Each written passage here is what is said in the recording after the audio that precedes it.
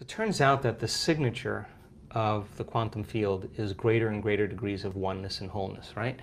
So think about it. When we live in stress, we live in separation, right? Because our senses fool us into believing you're there and I'm here, and everybody is separate from us, and everything is separate from us. That's 3D reality, right? But as you start opening this center, all of a sudden, when you become nobody, no one, no thing, nowhere, and no time, right? That's the moment that your consciousness lines up with the consciousness of the field. That's when you are totally present. Now, here's the deal. If I can get people to believe that just because they can't see something doesn't mean it doesn't exist, if they can just connect and pay attention to that field and stay present with it and become more aware of it, moment after moment after moment, every interaction with that invisible field, every experience lays down new circuits in their brain for them to perceive more of it, right? So then as they keep their attention on it, they start moving closer and closer to it, so they experience less separation and more oneness and wholeness. So then when that happens, there's a cascade of all kinds of physical and chemical and energetic things that begin to happen. So for me, the best way that I can describe that field is it's intelligent love. It's greater levels of order and unity and oneness. And when you strike it and you hit it, it is the most incredibly electric feeling you will ever have. It is the most familiar, unfamiliar feeling you will ever have. You will swear that you are ancient in that moment, and you will connect. And it won't be just like love for your puppy. You will feel it in every single cell of your body. And I mean like a vibration, a coherence, where your body becomes electric. And the only way we can describe that is love. You taste that one time. You want it all the time. Oh, here's what I say. I always say, the first time it happens, the first time it happened to me, and every time since, when I come back to my senses, I always say the same thing. Joe Dispenza, you got this all wrong. Because some veneer, some conditioning is lifted. You start realizing that the way you think life isn't that way. So now, when I've had those moments, Louis, I have said, there cannot be any more love than this until the next experience. Till the next time. I mean, how much is there, right? I mean, wow. you get super humbled. When was the last time? Ooh, about 5 days ago, yeah. What was the moment? Ooh, I just had a very profound mystical experience. I was, I'll tell you the short story. And how often does it happen also? I don't know. I mean, I live for them. Yeah. So you try to do it every month if you can? Or no, weekly? I just do the meditations, and then when they happen, if I'm just in the right place and I don't have a plane to catch or an email to answer, and I have a little laxity and I can kind of surrender into the moment, I just, I had this incredible, I don't know how to describe this, but there was a geometric pattern, like a mandala, I don't know what it was, and it moved right through my entire body, and it was like working with me, with my physical body, and wow. If I could surrender to it, it was just incredible bliss. I mean, incredible bliss. I mean, I don't know how to describe it. And wow. and when that occurs, when it happened to me, I had this. My heart was just lit up, like it was an experience. It wasn't a physical experience, you know. It was from within. And here's the weird thing: every time it happens, my heart feels alive, like it lasts for days. Like the emotion from the experience lasts for days. And people are like, "What's up with you? Like, what?" And you're just kind of got so this, joyful. You got this big smile on your face. I just am so happy to be alive, right? And so I think that independent of, listen, I now know, I mean, we've measured genetic changes, hormonal changes, neurotransmitter changes. We've measured immune system responses by trading fear for gratitude. We've measured gene expressions. We now know that people can signal the gene to reduce cancer and tumors, signal the gene to grow new neurons. We've measured this. Signal the gene for stem cells to go to damaged tissues and repair them. Oxidative stress gene signal. We've seen that in our students. Now here's the deal. After all of those studies in the last 6 years, you can't tell me you're too old to do this work. Can't tell me that. We got people in their 80s doing miraculous things. You can't tell me you're too sick to do this work.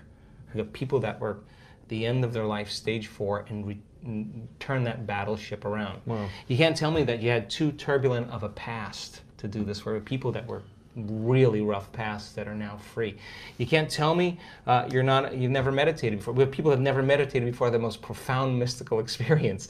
Wow. You can't tell me you're too overweight, too underweight, too out of shape, too in shape. You can't tell me that anywhere, because all colors, all races, everybody can do it. That's the cool part about it. And when you get a community of people together and you move them from one state of mind to another, there's this moment, and I can almost predict when it happens, the second or third day, where people just start hooking up. And then when they start hooking up, you know, we're seeing now in our events. I mean, a lady that was blind from birth, 5% vision, by the end of the event was seeing. I mean, wow. How do you explain that? We had 3 people in the last 2 events that were deaf that are hearing now. Wow. People with crutches that were limited or walking without crutches and canes, spinal cord injuries, I mean, Parkinson's disease, in a week. Like, that's got to be like, wow. It doesn't wake you up to what's possible. And you're witnessing a tumor on a woman's thyroid that was there at the beginning of the event, is gone at the end of the event. I mean, wow. like, you got to scratch your head and just go, wow, the reality isn't at all the way I think it is, right? And so there's this humility that comes, like, well, I don't know anything, but I'm willing to go down, push the envelope a little bit more. So we're only as good as our ability to execute this, right? But as we get better at it. Consistency of it too, yeah. I'm all about consistency, and I'm be the first guy to say, do the blood test, do the scan, let's do the test to make sure that it's just not in your mind, it's in your brain. Yeah. Let's know. So now the evidence then supports it, the testimonials support it, and all of a sudden people now are beginning to wake up to what's possible. And just like the 4-minute mile. The 4-minute mile was broken. Once it was broken, we pierced the veil. Everyone did it. So we're just seeing now this same thing. We've pierced the veil, and people are just all in.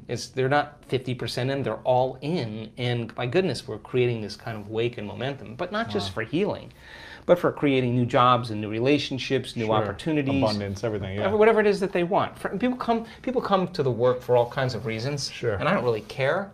But by the time they start doing the work, all they really want to do is give.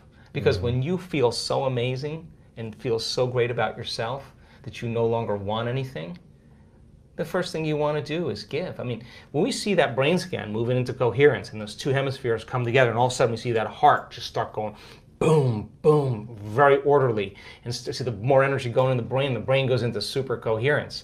You can walk around and look at that person who's getting the brain scan, and there are tears of joy rolling down her face. She's feeling so whole that it's impossible to want. How can you want when you're whole? Now you feel like you already don't need anything. You feel like you have it already. That's the moment the magic happens. So she's no longer creating from lack and duality and separation.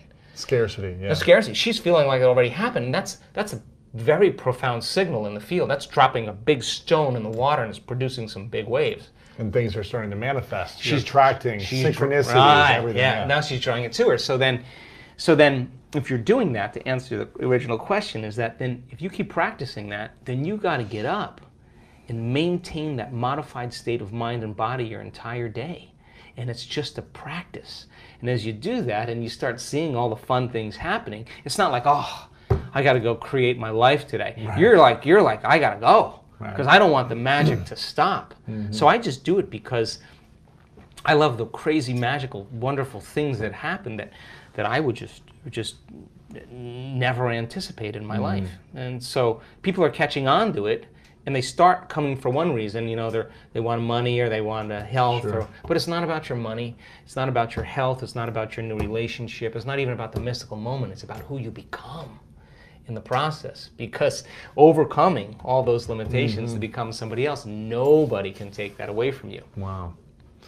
And do you feel like you've answered those questions for yourself? Who am I? Why am I here? What am I doing?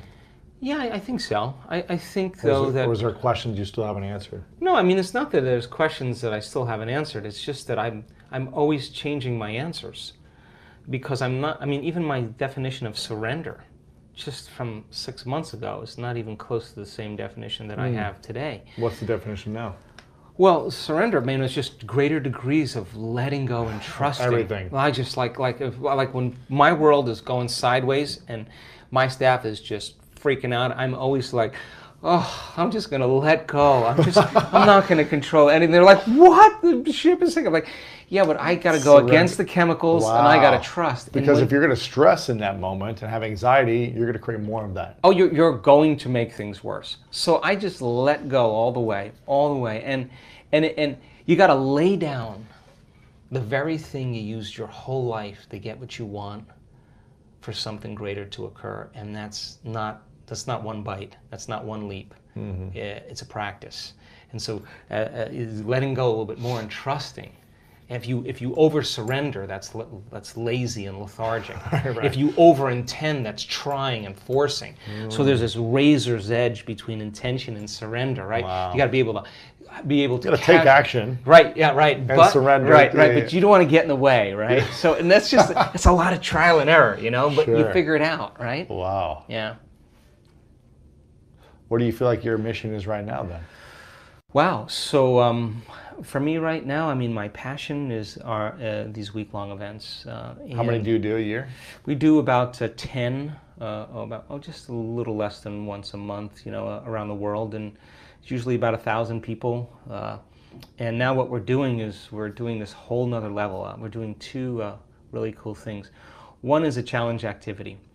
And what I want to do is we now know that our students can create a lot of brain and heart coherence, but they can do it with their eyes closed in a room with 1,000 people and soft music playing and they feel safe. But now let's get them in a situation where that would normally elicit fear or some emotion. Get them in the real world. Get them in the real world and get them up somewhere where they're feeling a little uncomfortable or they're being challenged through endurance.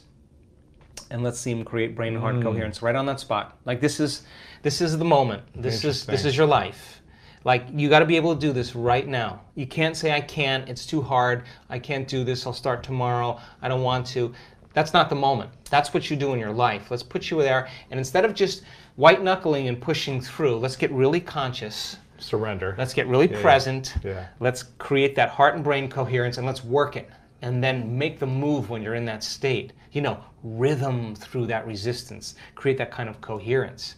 And I was just at the HeartMath Institute, who we partner with, and Dr. Childre, the guy that created HeartMath, he said, it's all about rhythm through resistance. It's about that ability to create that kind of internal order when there's chaos going on around you. So what's the relevance of that?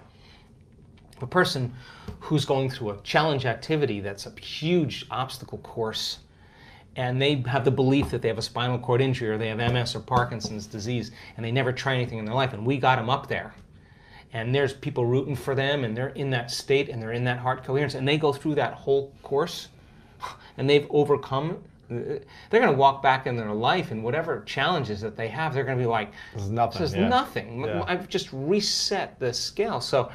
And the other thing is that people move past where they normally can go. There's a liberation of energy. And that's available energy that just needs to be organized. So then they start organizing that energy, then they're doing magic. The other thing we're working on is non-local healing, what we call the cage. We get a person to lay down with a health condition. We get 8 people around them. We teach them about energetic coherence. We talk to them about the science that it's not matter that emits a field. It's the field that creates matter. Change the field, you change matter. We give them the science and the understanding, and then we let them go. And we have seen people, all kinds of healings take place in 10 minutes. Like, how do you explain that? How do you explain a person laying there who isn't even being touched, and their entire body is moving in all these different directions with energy?